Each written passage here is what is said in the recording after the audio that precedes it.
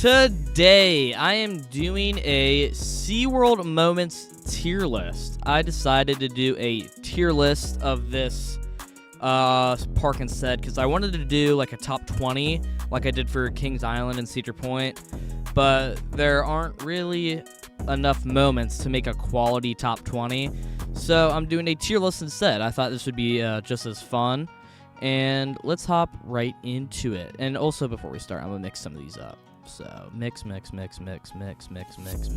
and here we are. Didn't mean to start out with an S tier, but we did. The pretzel loop, not something. It's something. Pretzel something. It's really good, really intense. I think that this is the best moment on Manta, in my opinion. I believe that the intensity is by far some of the greatest that has ever been created. I think that it's bone crushing, and just laying on your back is super weird, but I like it a ton. But we're gonna go to Mako's Twister section. Let's see here. I'm gonna put no lie. I'm gonna put it in F. After doing a quick scan of the elements that I'm looking at, I think that this is by far the worst, even worse than like Journey to Atlantis and all that, because the Twister section doesn't do a lot for me. I think that the two turns are pretty alright. The going over the water is alright, but personally, I just would take more hills, and the turns, like at the end, it's just nap time for me. It's just not that great. But one that isn't nap time, we got Icebreaker's Top Hat. So we're going to go quick B. I might move it to A later, but B is looking good for now. Even though it's not a huge top hat, I think that it's pretty good. In the back, you are whipped over, and you get some solid airtime, but then again, it's like 50 feet in the sky. It's not that big at all. And also, those trains and restraints are awful. I know the comfort collars are no more, thank God, but the huge restraint and the tight space just doesn't allow for you to get all that good airtime. But still, good top hat, and probably the best in the park, being that it's the only one, but still very fun. And then Infinity Falls. Back-to-back water elements. We got both Infinity Falls. We got the drop, which we're going to go in B. I like it a lot. I think out of all of the water elements at this park, so Journey to Atlantis and the rest of Infinity Falls, you get the most wet on this part right here. You go down the drop. It's not huge, but still, it's the only water drop that I've done to date on a boat ride like this. And then at the bottom, you just get hit in the face with so much water. You are drenched. And another moment that you do get drenched pretty heavily on is this little section right here. It's either this section or the section right before the drop, right before you go up this lift hill, is where you get the second most wet on this ride. But just rocking back and forth, getting hit with waves. The only downside about Infinity Falls is that there are like no falls, if you know what I mean. Other than at the beginning, there are like no waterfalls that like get you wet, which is something that like at the Cedar Point one or at the Kings Island one, you just get drenched that way. But still, teetering back and forth, getting sprayed with a ton of water, that's fun. And definitely my favorite water ride that I've ridden, or at least the best boat one. Alright, next up we have Mantas, like flying over the water / like this roll right here. We're gonna go C. I like it. I think that it's solid. I don't know if it's like a B tier. I just think that the ending is like good, if you know what I mean. It's solid. You have the turn over the water, great spectacle off ride, and then even on ride, it's cool. You feel like you're gonna touch the water because you're face to face to it. And that little roll at the end is good as well. You get little. Well, do you even get hang time? I don't even know if you can get hang time on a flying coaster because the entire ride you get hang time. But it's good overall. I like it, but it just can't be higher because when you look at these next elements, especially like this, the pipeline twisted hill, we're gonna go. Is it S or A? It's close. It's very close. I'm gonna go A though. I think that this is some of the best airtime in the entire park. I think that pipeline is a phenomenal ride, even though it's a stand-up coaster, has so much electric airtime. I think that it's incredible. This twisted hill being the very best part because you go up, you're getting airtime, you're being lifted off the ground, and then you are twisted. Like, look at this thing.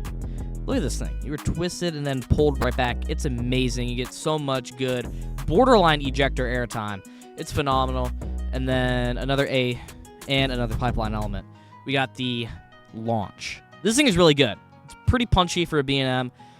It's very punchy. And not only is it punchy, you have a little airtime hill halfway through that also ejects you.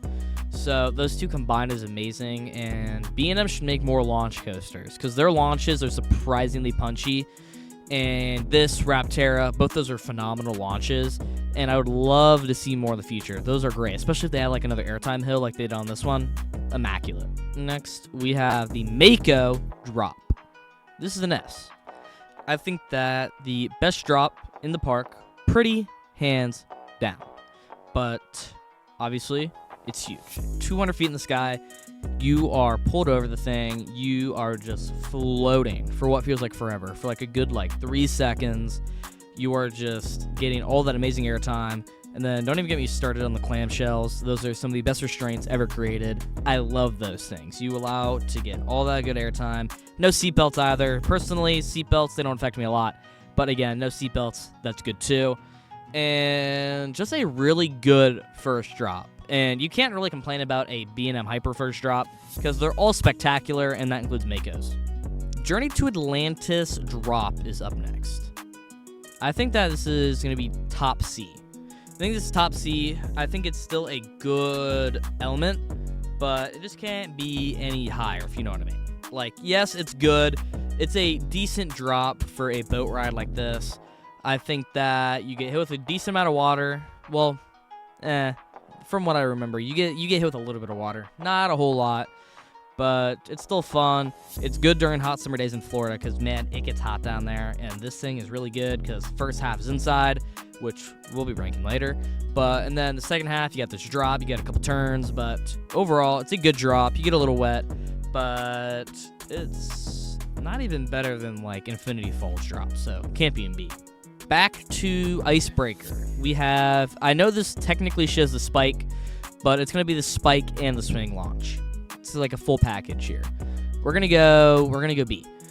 I think that the swing launch and spike are some of the best moments of the ride, and probably the best, if I had to say. The first launch and the second one, they're pretty forgettable, being that you're still going very slow over those hills.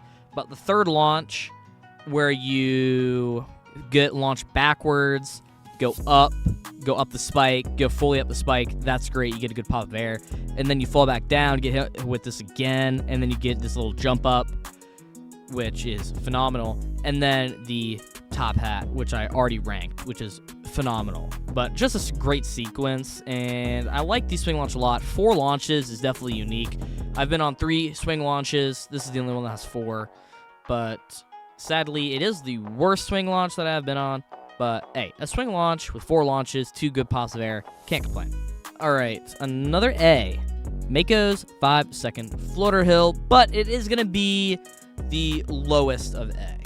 I think that the hill is obviously splendid. I think that having 5 seconds of straight floater is great, obviously. 5-second floater hill, it's just as good as anyone says it is. You get amazing airtime over that thing, but I personally like the airtime hills on Diamondback a little bit better. That just has stronger airtime. This has good airtime, not strong airtime, floater, but still, getting 5 seconds of floater is insane, man. B&M's architecture is crazy. All right, back-to-back Kraken elements. We're going to go the first drop, D. I'm gonna be brief with this one. I don't think it's that great. It's a straight drop in the back. It can be solid, getting a little bit of floater, but it's pretty forgettable, if I had to say. In the front, it's pretty lame. I'm not going to lie. But a much better one is going to be the 0G roll. Personally, I think it's probably the second best inversion in this park, or it's either that or the pipeline corkscrew. I think that it's decent, good floaty feeling. You know what? I'm gonna put it up here. I'm gonna put it right there. I won't disrespect it too much, but I think that it has good floaty feeling, and I wish Rougarou had a 0G roll, because if it had this 0G roll, that'd be pretty good. But then again, I just think Kraken's very forgettable. I just don't like floorless coasters a lot. That might be hate coming in, but it's too bad. Now we got back to Journey to Atlantis. We have the indoor theming section. I'm putting it in D, but it's slightly undervaluing it because it has no thrills, but it really is beautiful in there. Yeah, I know it's low, but it just can't be on the level of either of these because they're all thrill stuff. But still, the theming in there is beautiful. It is a lot better than I thought going into it. Just this photo should show how in-depth it is. And there's like 2 more big rooms of amazing theming. It's great. But on to another D, I would say. I'm going to go top D. I thought this was the worst part of the ride, in my opinion. This is just the second half. In general, it isn't like this element right here. But I just thought that all this was, like, alright. I definitely like the first half on Icebreaker a lot more. Because you go through the top hat, you hit this little hill. It's okay, light floater. You go through this element, which is just a turnaround. Then you have, like, 2 more hills, and then you're done. Like, the second half is not great. 2 to 3 mild pops floater, and then just a weird turnaround. It's not great. But you know what a good element is? This Mako Speed Hill. This is a good element. I'm gonna go A. I think that it is the second best moment of air on the ride, in my opinion. It's either that or the 5-second floater hill. I think that the floater hill is really underrated. I think it has good ejector, which is unusual for a B&M ride, because obviously I've been on a couple other speed hills. I've been on Millennium Forces, which has good floater. Then I've been on Orion's, which Orion's is a extreme outlier, being that it's sustained and has ejector. But I really do think that this is the second best moment of the ride, in my opinion. I think that the ejector is punchy, and I like it a lot. All right, that was the tier list. Looking at it, I think that it's good. I don't think I'm gonna change anything currently. I think it's good overall. But comment down below if you think anything should be changed about this. I know someone is probably going to want me to switch something around, but it's my tier list. I'm keeping it this way. But yeah, other than that, subscribe, comment down below, and have a good day, of course.